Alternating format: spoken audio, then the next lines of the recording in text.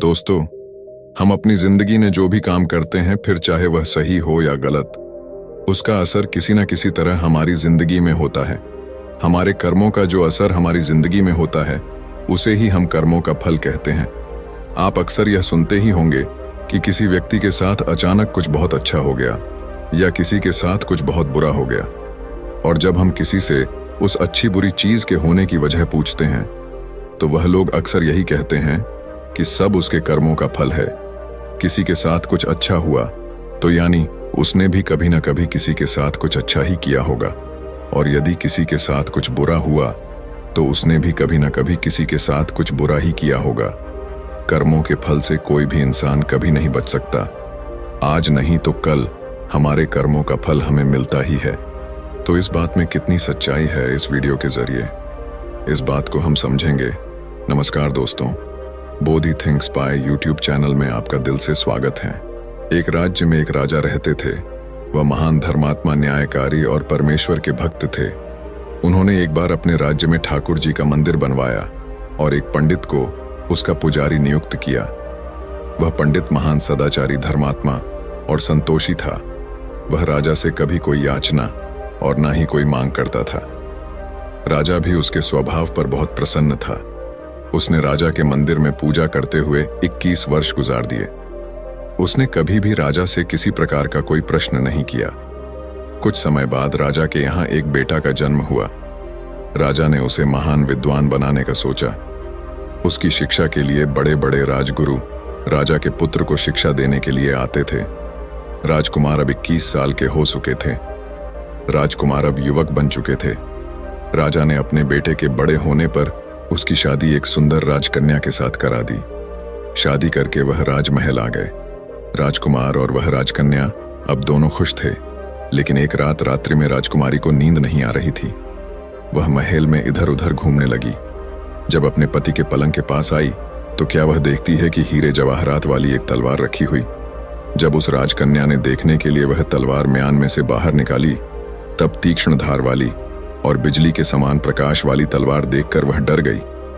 वह डर के मारे उसके हाथ से वह तलवार छूट गई और राजकुमार की गर्दन पर जा लगी। राजकुमार का सिर कट गया और वह उसकी मृत्यु हो गई। राजकन्या अपने पति के मरने का बहुत शोक करने लगी। वह खूब रोई और दुखी मन से उसने परमेश्वर से प्रार्थना की, हे प्रभु, मुझसे अचानक यह पाप कैसे हो गया। मेरे पति की मृत्यु मेरे ही हाथों हो गई। आप तो जानते ही हैं, परंतु मैं किसी को भी यह सच नहीं बता सकती हूं, क्योंकि इससे मेरे माता पिता और सास ससुर को कलंक लगेगा तथा इस बात पर कोई विश्वास भी नहीं करेगा। सुबह जब पुजारी जी कुएं पर स्नान करने आए तो राजकन्या ने उसको देखकर जोर जोर से रोना शुरू किया और इस प्रकार कहने लगी कि मेरे पति को कोई मार कर चला गया। इतनी देर में सारे लोग इकट्ठे हो गए और राजा साहब आकर पूछने लगे, किसने मेरे पुत्र को मारा है। वह राजकन्या कहने लगी, मैं जानती तो नहीं कि कौन था, परंतु उसे ठाकुर जी के मंदिर में जाते देखा था। तुरंत राजा समेत सब लोग ठाकुर जी के मंदिर में आए तो पंडित को पूजा करते हुए देखा। उन्होंने उसको गिरफ्तार कर लिया और राजा ने पूछा, तुमने राजकुमार को क्यों मारा। पंडित ने कहा, मैंने राजकुमार को नहीं मारा। मैंने तो उनके राजमहल में भी कभी नहीं गया और ना ही कभी देखा है। इसमें ईश्वर साक्षी हैं। महाराज, बिना देखे किसी पर अपराध का दोष लगाना ठीक नहीं। हे, पंडित की तो कोई बात ही नहीं सुनता था। कोई कुछ कहता था तो कोई कुछ। राजा के दिल में बार बार विचार आता था कि यह पंडित निर्दोष है, परंतु बहुतों के कहने पर राजा ने पंडित से कहा, मैं तुम्हें प्राण दंड तो नहीं देता, लेकिन जिस हाथ से तुमने मेरे पुत्र को तलवार से मारा है, तुम्हारा वह हाथ काटने का आदेश देता हूं। ऐसा कहकर राजा ने उसका हाथ कटवा दिया। इस पर पंडित बहुत पीड़ा हुई। वह कुछ दिन दुखी रहा और राजा को अधर्मी मानने लगा। उसके बाद उस राज्य को त्याग कर चला गया। वह खोज करने लगा कि कोई विद्वान ज्योतिषी मिले तो बिना किसी अपराध के हाथ कटने का कारण उससे पूछूं। किसी ने उसे बताया कि यहाँ से कुछ मील दूर गांव में एक विद्वान ज्योतिषी रहते हैं। तब वह पंडित उनके घर पर पहुंचा। ज्योतिषी कहीं बाहर गए थे। उसने उनकी धर्म पत्नी से पूछा, माता जी, आपके पति ज्योतिषी जी महाराज कहाँ गए हैं। तब उस स्त्री ने अपने मुख से अयोग्य दुर्व शब्द कहे, जिनको सुनकर वह पंडित हैरान हुआ और मन ही मन कहने लगा, कि मैं तो अपना हाथ कटने का कारण पूछने आया था, परंतु अब इनका ही हाल पहले पूछूंगा। इतने में ज्योतिषी आ गए। घर में प्रवेश करते ही ब्राह्मणी ने अनेक दुर्व शब्द कहकर उनका तिरस्कार किया, परंतु ज्योतिषी जी चुप रहे और अपनी स्त्री को कुछ भी नहीं कहा। बाद में वे अपनी गद्दी पर आ बैठे। पंडित को देखकर ज्योतिषी ने उनसे कहा, कहिए पंडित जी कैसे आना हुआ? पंडित ने कहा, आया तो था अपने बारे में पूछने के लिए, परंतु पहले आप अपना हाल बताइए कि आपकी पत्नी अपनी जुबान से आपका इतना तिरस्कार क्यों करती है, जो किसी से भी नहीं सहा जाता और आप सहन कर लेते हैं। इसका कारण क्या है? पंडित जी की बात सुनकर ज्योतिषी ने कहा, यह स्त्री मेरी पत्नी नहीं, मेरा कर्म है। दुनिया में जिसको भी देखते हो, अर्थात भाई हो या पुत्र, शिष्य हो या पिता, गुरु संबंधी जो कुछ भी है, सब अपना कर्म ही है। यह स्त्री नहीं, मेरा किया हुआ कर्म ही है, और यह भोगे बिना कटेगा नहीं अपना किया हुआ।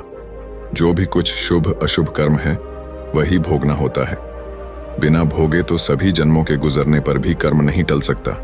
इसलिए मैं अपने कर्म खुशी से भोग रहा हूं और अपनी पत्नी की शिकायत भी नहीं करता, ताकि आगे इस कर्म का फल भोगना बाकी ना रहे। पंडित ने पूछा, महाराज आपने क्या कर्म किया था? ज्योतिषी ने कहा, सुनिए, पूर्व जन्म में मैं एक कुआं था और मेरी पत्नी एक हिरणी थी, और मेरा स्वभाव बहुत दुष्ट था। इसलिए वह जब भी वह जंगल में घास खाने जाती थी, तब मैं इसके शरीर पर चोंच मारकर इसे दुखी करता था। जब दर्द के कारण यह कूदती थी तो इसकी परेशानी देखकर मैं बहुत खुश होता था। मेरे डर के कारण वह जंगल से बाहर नहीं निकलती थी, किंतु मैं इसको ढूंढता फिरता था। ये वहां जहां मिले वहीं इसे दुखी करता था। आखिर मेरे द्वारा बहुत सताए जाने पर दुखी होकर यह गांव से 10-12 मील दूर जंगल में चली गई। वहां नदी के किनारे वन में हरा हरा घास खाकर और मेरी छोटों से बचकर सुखपूर्वक रहने लगी। लेकिन मैं इसके बिना नहीं रह सकता था। इसको ढूंढते ढूंढते मैं उसी वन में जा पहुंचा, और वहां इसे देखते ही मैं इसकी पीठ पर जोर से चोंच मारी तो मेरी चोंच इसकी पीठ की हड्डी में चुभ गई। इस पर इसने अनेक प्रयास किए, फिर भी चोंच नहीं निकली। मैंने भी चोंच निकालने का बहुत प्रयत्न किया, मगर ना निकली। पानी के भय से ही यह दुष्ट मुझे छोड़ देगा, ऐसा सोचकर यह नदी में प्रवेश कर गई, परंतु वहां भी मैं अपनी चोंच निकाल ना पाया। आखिर में यह घने प्रवाह में प्रवेश कर गई। नदी का प्रवाह तेज होने के कारण हम दोनों बह गए और बीच में ही मर गए। तब नदी के प्रभाव से यह तो ब्राह्मणी बनी और मैं महान ज्योतिषी बना। अब वही मेरी पत्नी हुई जो अपने मुख से गाली निकालकर मुझे दुख देगी, और मैं भी अपने पूर्व कर्मों का फल समझकर सहन करता रहूंगा। इसका दोष नहीं मानूंगा, क्योंकि यह किए हुए कर्मों का ही फल है, इसलिए मैं शांत रहता हूं। तब ज्योतिषी ने पंडित से कहा कि सब अपने कर्मों का ही बोलते हैं। तब ज्योतिष ने कहा कि हे पंडित जी, आपकी क्या समस्या है? पंडित ने अपना सब समाचार कहानी ज्योतिषी को सुनाई और पूछा, अधर्मी पापी राजा ने मुझ निरपराध का हाथ क्यों कटवाया? मुझे वह पाप की सजा मिली है जो मैंने किया ही नहीं। तब ज्योतिषी ने कहा, राजा ने आपका हाथ नहीं कटवाया, आपके कर्म ने ही आपका हाथ कटवाया है। तब पंडित ने कहा, किस प्रकार? तब ज्योतिषी महाराज ने बताया कि पूर्व जन्म में आप एक तपस्वी थे और राजकन्या एक गाय थी तथा राजकुमार कसाई था। वह कसाई जब गाय को मारने लगा, तब गाय बेचारी जान बचाकर तपस्वी के सामने से जंगल में भाग गई। पीछे से कसाई आया और तपस्वी पूछा कि इधर कोई गाय आई थी क्या? तपस्वी ने प्रण कर रखा था कि झूठ नहीं बोलूंगा, अतः जिस तरफ गांव गई थी उस तरफ तपस्वी ने हाथ से इशारा किया तो कसाई ने जाकर गांव को मार डाला। नदी के किनारे वह उसको ले जा रहा था। इतने में ही उस जंगल से शेर आया। गाय और कसाई दोनों को खाकर गंगा जी के किनारे ही उनकी हड्डियां उसमें बह गईं। गंगा जी के प्रताप से कसाई को राजकुमार और गाय को राजकन्या का जन्म मिला, एवं पूर्व जन्म के किए हुए उस कर्म ने एक रात्रि के लिए उन दोनों को इकट्ठा किया, क्योंकि कसाई ने गाय को एक सरिये से मारा था। इसी कारण राजकन्या के हाथों अचानक तलवार गिरने से राजकुमार का सिर कट गया और वह मर गया। इस तरह अपना फल देकर कर्म निवृत्त हो गया। ज्योतिषी ने कहा, पंडित जी से कहा, तुमने जो हाथ का इशारा रूप कर्म किया था, उस पाप का कर्म ने तुम्हारा हाथ कटवा दिया है। इसमें तुम्हारा ही दोष है, किसी अन्य का नहीं। ऐसा निश्चय कर सुखपूर्वक रहो। कर्म फल का भोग टलता नहीं। कितना सहज है यदि हम इस कर्म सिद्धांत को मान लें और जान लें तो हम दुखी नहीं होंगे, बल्कि अपने चित्त की समता बनाए रखने में सफल होंगे। दोस्तों, आपने आज के इस वीडियो से क्या सीखा वह मुझे आप कमेंट में बता सकते हैं। इसी के साथ में उम्मीद है कि आपको आज की वीडियो पसंद आई होगी, तो इस वीडियो को उस इंसान को शेयर करें जिससे यह कहानी सुनने की जरूरत है, और उसी के ठीक बाद चैनल को सब्सक्राइब करें।